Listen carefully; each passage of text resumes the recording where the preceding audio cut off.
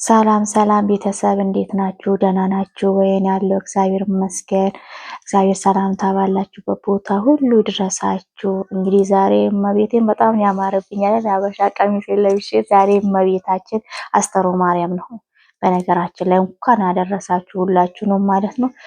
እንግዲህ ሌላ ነገር አምሮብኝ ፀጉሬንም ሁላ ተሰርቼ ይሄን ግንባሬ ምን ላድርገው ግንባሬ ምን ላድርገው እንግዲህ እዛ ለረጅም አመት አረብ ሀገር አልነበርኩ ፎጣ ስጠመጥም ነበረ ስሰራ የነበረና ያው አሁን ግንባሬ መላጣ አስመሰለኝ እላችኋለሁ። በነገራችን እዚህ መጥቼ ግን በብዛት ሻሽ አስራለሁ እና በዛ ምክንያት ግንባሬ ሄዷል ማለት ነው። ለማንኛውም ምንም ማድረግ አይቻልም። ሌላው የማያስጨንቅ ያስጨንቃል፣ ግን ያው ይደብራል። ገባ ትንሽ ደብሮ ነው እንደዛ ማለት የፈለኩት ግን ለማንኛውም ይሁን።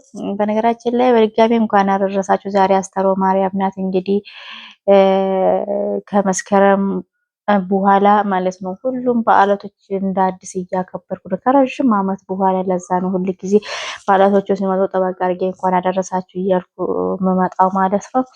እና ዛሬ ያው ማንም የለም ብቻዬን ነኝ። ለምን የበዓሉን ድባቤን አላሳያችሁ ብዬ ነው። ድባቡን ሳይሆን ቀሚሴን ነው በቃ። ለማንኛውም እንኳን አደረሳችሁ እመቤቴን። እንደ ቀልድ አትዩት፣ ያው በህይወት ያለ ሰው ነው እዚህ የሚደርሰው እና ሁላችሁንም እንኳን አደረሳችሁ። እግዚአብሔር አምላክ ደግሞ ለሀገራችሁ ያብቃችሁ። በቃ ለሁላችንም እግዚአብሔር እረፍት እንጀራ ይስጠን እመቤቴን። እኔ ሌላ ነገር አይደለም፣ በቃ እረፍት እንጀራ በቃ። ጉልበት ያለን ጊዜ እንግዲህ እንሰራለን። ጉልበት እያለን ብንሰራም እሱ ካልባረከ ምን ጥቅም አለው? ስለዚህ በምንሰራው ነገር ሁሉ እሱ እየባረከን እንግዲህ የእረፍት እንጀራ ለሁላችንም ሚስጥን እንለፋለን፣ እንደክማለን። እሱ ያሰበልን ህይወት ነው የምንኖረው። ስለዚህ ተመስገን እያል ኑሯችን መኖር ነው እላችኋለሁ። ያው ብዙዎቻችሁ አንድ ነገር ሳልነግራችሁ እናንተ እንትን ከፈትኩ ቴሌግራም ቻናል ከፍቻለሁ። እየገባችሁ ጆይን እያላችሁ ግቡና አብረን እንደግ አብረን እንስራ እላችኋለሁ። ምክንያቱም ሁላችንም ጀማሪም አይደለን። ስለዚህ ጀማሪ እስከሆነ ድረስ ያው እንደጋገፍ። እኔም ብቻ ዩቲዩብ እያለሁ ነው ብዙ ቪዲዮዎች ላይ ማለት ነው። ሁላችሁም ቻናል ክፈቱ። በቃ ዛሬ ያላደገ ነገ ማደጉ አይቀርም። ሁላችሁም ዛሬ ታዋቂ ሆነው ዝና ሆነው እንደዚህ የምታዋቸው ማለት ነው። ትናንትና ማንም ሳያውቃቸውም ነበር አይደል? እኛንም ዛሬ ማንም ሳያውቀንም። ስለዚህ ክፈቱና አብረን እንደግ። በዛ ላይ ደግሞ ኮሜንት በደንብ ጻፉልኝ። ኮሜንት ስጽፉ እኔ በዛ የገባው ሰብስክራይብ ያደርጋቸዋለሁ ማለት ነው። እርስ በራሳችን እንደጋገፍ። አንዳንዱ ደግሞ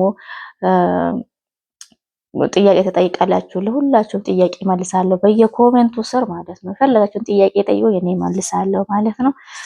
ስለዚህ ቻናል ክፈቱ እመቤቴን፣ አብረን እንስራ። በቃ ይኸው እኔ ቻናሌ ማለት ነው እግዚአብሔር ይመስገን በእናንተ ምክንያት እየተንቀሳቀሰ ነው። ተመስገን ማለት እናንተ ባትኖሩ ኖሮ ምንም የለም ነበር። ስለዚህ እናንተ ስለ ሰብስክራይብ ስለምታደርጉኝ፣ ቪዲዮን ገብታችሁ ስለምታዩልኝ፣ ኮሜንት ስለምጽፉልኝ፣ ብዙ ነገር ስለምታደርጉልኝ የኔ ቻናሌ እየተንቀሳቀሰ ነው ማለት ነው። ስለዚህ እናንተም ክፈቱና እርስ በራሳችን እንደጋገፍ እላችኋለሁ። ሌላ ደግሞ ለአቤኔ ሁለታ በቀረጽኩት ላይ አቤኔ ኮሜንት ጽፋችሁለት ነበረ እና አሳይቼው እሱ ራሱ ገርሞታል። እኔን ያራዳ ልጅን አላለም ራሱ ሳየው ምስኪን ነገር ነው የሚመስለው ልጁ እንደ ዘንድሮ ልጅ አይደለም እያላችሁም አላችሁ። እንግዲህ ጎንበስ እንደሚል አይደለም ስላችሁ እንደምታዩት አይደለም። በቃ ስላችሁ ቀና ሲል እንደው በቃ ሰውን ሲያይ ምናምን ስታዩት እኔ ራሴ ደነግጣለሁ አንዳንዴ ስላችሁ በጣም ነው የሚያሳዝነኝ። እማቤቴ ግን እንትኑ ነው ተፈጥሮ ነው ማለት ነው። እና ኮሜንቱን አሳየቻው በቃ አንድ ቀን አንቺ ጋራ ቪዲዮ ሰርቼ ቲክቶኬን ፎሎ እንዲያደርጉልኝ ለምናችኋለሁ ስለኝ ነበረና ስለዚህ አንድ ቀን ይዞ ወጣና ቲክቶኩን ደግሞ አሳያቸዋለሁ፣ ነግራቸዋለሁ። እየገባችሁ ፎሎ ታደርጉታላችሁ ማለት ነው። ሌላው ደግሞ ስንት አመቱ ነው ያላችሁ ማላችሁ? አሁን ወደ 14 አመት እየሄደ ነው ማለት ነው። ያው እየጎረመሰ ነው በቁመቱ እኮ እኔ ወደ ታች ሊያየ ትንሽ ነው የቀረው እና ልጅ በልጅነት የሚባለው ለዚህ ነው ማለት ነው። አሁን ልጅም አትሉት ልጅ ስትሉት እኩያችሁ ሆኗል። ገባችሁ? በቃ እንደ ታናሽ ወንድሜ ነው በቃ እና እንደዛ ነው እና ሌላ ጊዜ አብረን ቆንጆ ቆንጆ ቪዲዮ እንሰራለን ብዬ ተስፋ አደርጋለሁ። ያው እሱ ታውቃላችሁ አልመቻች እያለ ነው በ3 ቀን በ4 ቀን በ2 ቀን ቪዲዮ እየለቀኩ ያለሁት ማለት ነው። ግን ቤት አይደለም ሙሉ ያው አዲስ ነገርን ትፈልጋላችሁ አይደለ? ያንን አዲስ ነገርን ለማግኘት ደግሞ የቤት ውስጥ ስለሙሉ ሁሉ ጊዜ እንዴት ነው መሰላችሁ አዲስ ነገር ሁሌ የምሰራውን ስራ ደራርቤ ማሳየቱ ያ ነገሩ ነው ትንሽ የደበረኝ ገባችሁ? ለዛ ነው ቪዲዮን በስከ 3 ቀን 4 ቀን 5 ቀንም ቆይበት ቀን አለ ሳለቀው ማለት ነው።